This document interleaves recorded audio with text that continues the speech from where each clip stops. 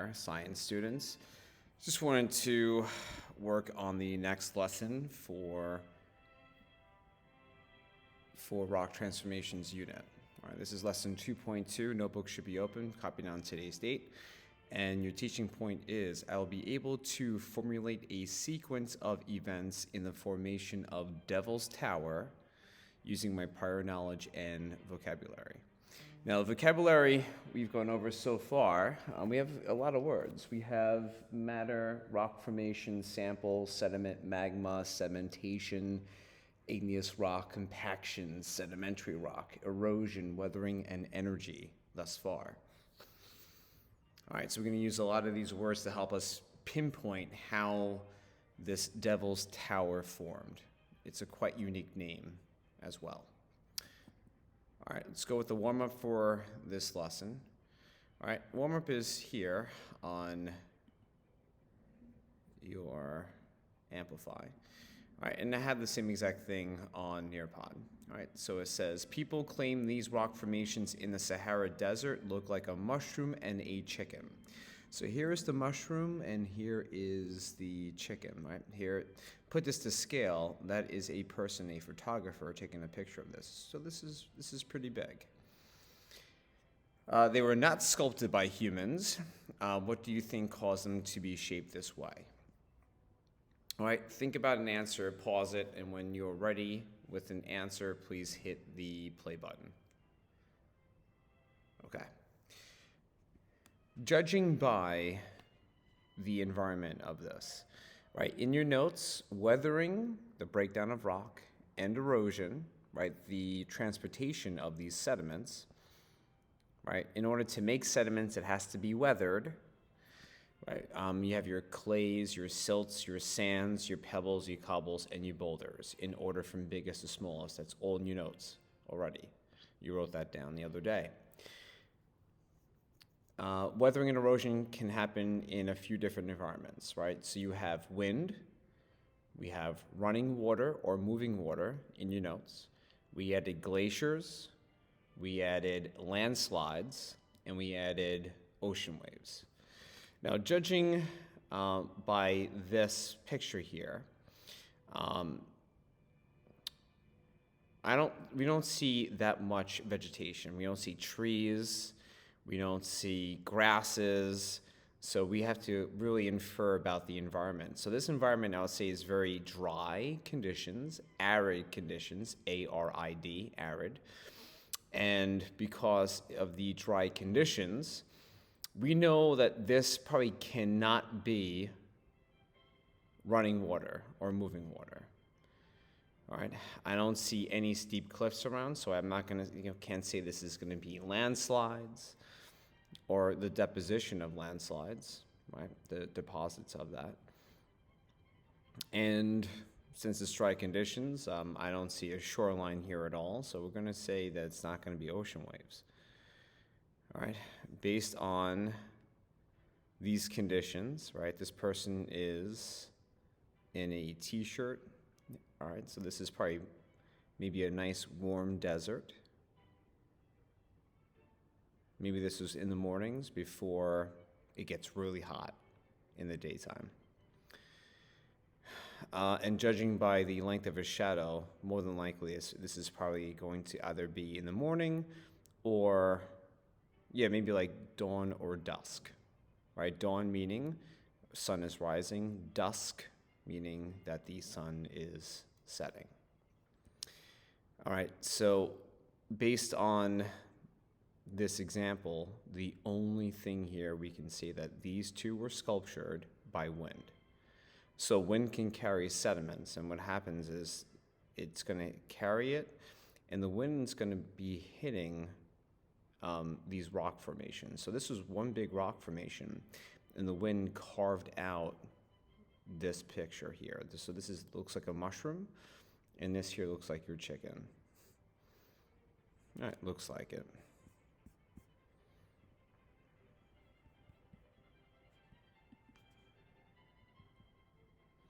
All right, reading Devil's Tower.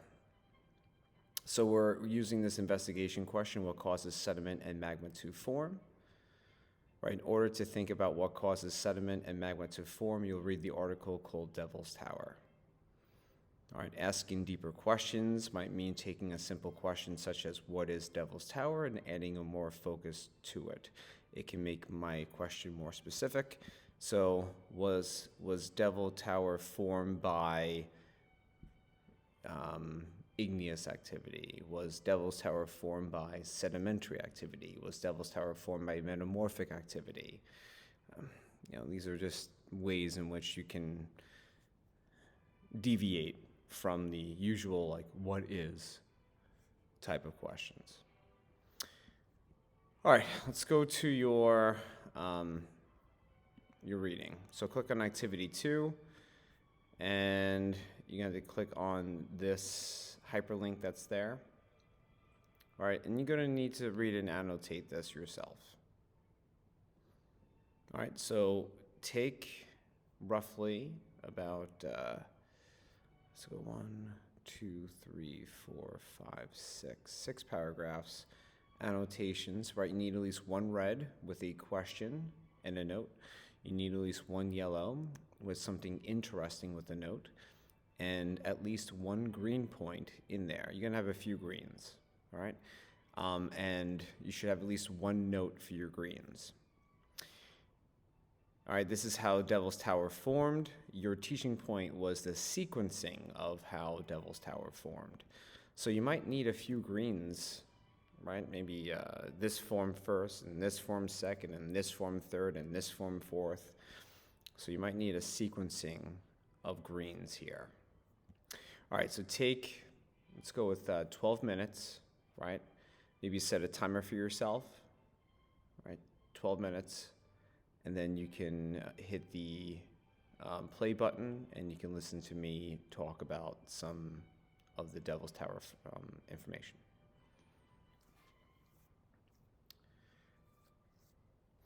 All right, so you already read this, and Devil's Tower, we're looking at in this picture.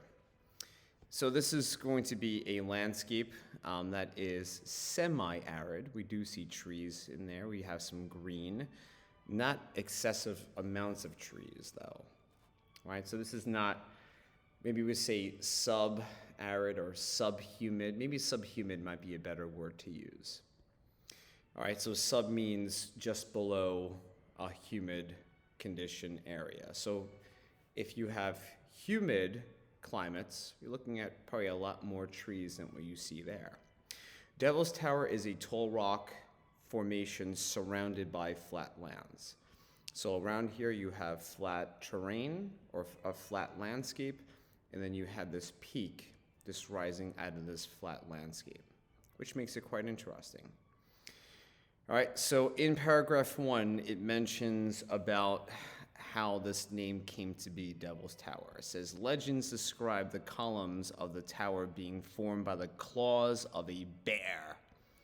Right, so I guess when bears climb up trees, right, they have their claws, and they make these markings in the bark, and it looks like bear claws as it's climbing up a tree.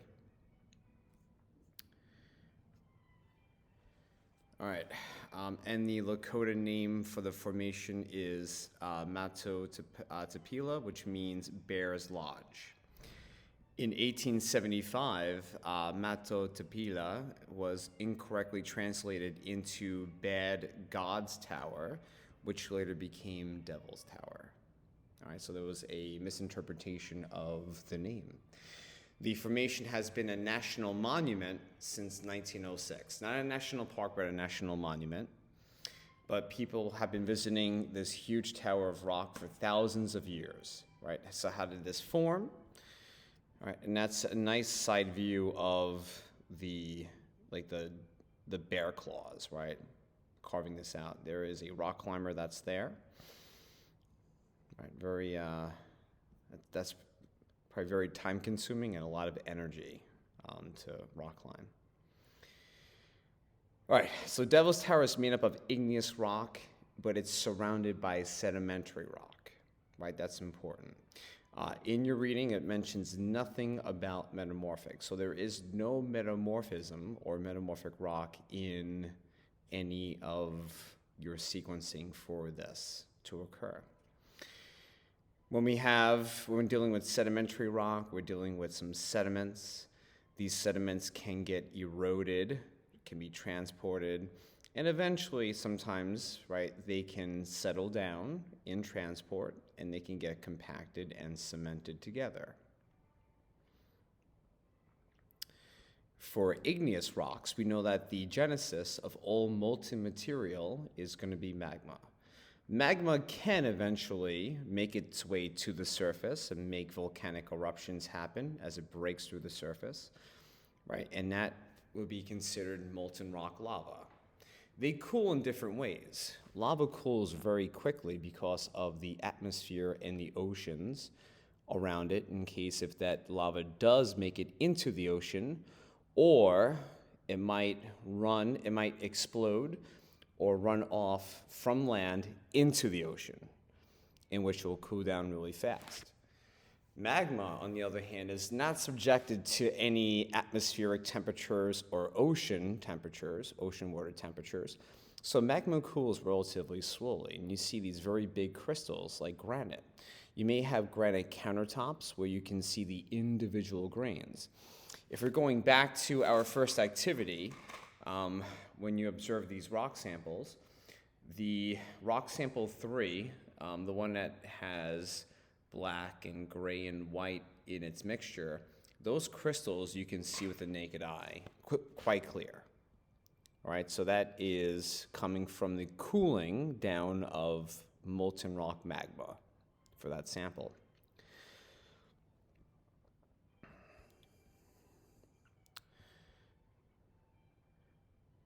All right, so this caption here says, after the hot magma that formed Devil's Tower cooled down, it cracked into flat-sided columns.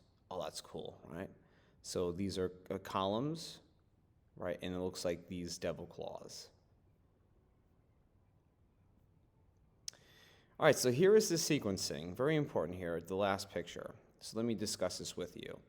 So eventually, you started off with sedimentary rock first, right? This was here. This was not here.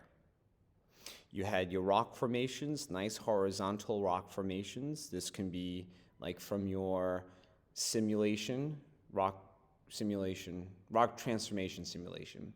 You can have your sandstones and your shales. I think those are the only two sedimentary rocks that come up, maybe conglomerate or breccia, but I think it's just sandstone and shale that comes up. Let's say you just have shale, sandstone, shale, sandstone, shale, sandstone. You have alternating layers. Now, what happens here is we had some molten material below the outer layer, probably originating from the mantle, and then because liquids are less dense than solids, it began to rise into the outer layer, and it began to melt the existing rock layers here of sedimentary, and it made its way toward the surface, and then you had your eruptions. It broke through the surface, and you have your eruptions. Over time, now, the next sequence is this hot molten material cooled down, so this magma that's still below the surface cooled down relatively slowly, and now you have your igneous rock embedded in the original sedimentary rock formations. And over the course of millions of years, this rock began to weather and break down into pieces. Wind, moving water, maybe glaciers. I don't think glaciers were around in this area, but possible glacier. Maybe some landslides nearby, right? But whatever it is, these rocks were then transported, once they were broken down into clays and silts and sands and pebbles and cobbles and boulders, it was transported away. somewhere downslope or down gradient, downhill, right? Anytime glaciers flow downhill, moving water flows downhill, right? Wind can transport sediment somewhere downslope. Ocean waves, right? If it's all along the shoreline anyway. Landslides will always move downhill. All right, so it's going to take all these loose sediments and bring them downhill, and eventually left the more resistant rock of that igneous rock formation that cooled down and solidified into what we see today as Devil's Tower. And then the flat land around it is sedimentary. Right, so going back to that first picture here, this flat land has sedimentary rock layers below this, and this column here is going to be your igneous rock that's still resistant. Very hard to break this down. It will break down, but not as fast as it did with the sedimentary. Now you have a nice soil surface. You have the formation of vegetation. So this is going to weather, the rocks below here are not going to weather as fast.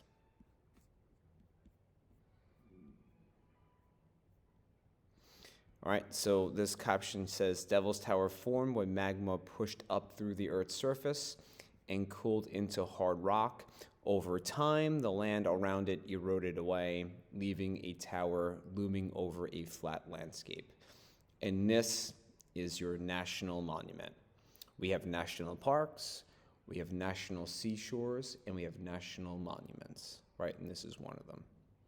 All right, ladies and gents, this will be part of your exam when it comes time for your midpoint test and for your final exam as well. All right, so you should be knowing the sequence of how Devil's Tower, this national monument, came to be. All right, have a great day, and I will see you tomorrow.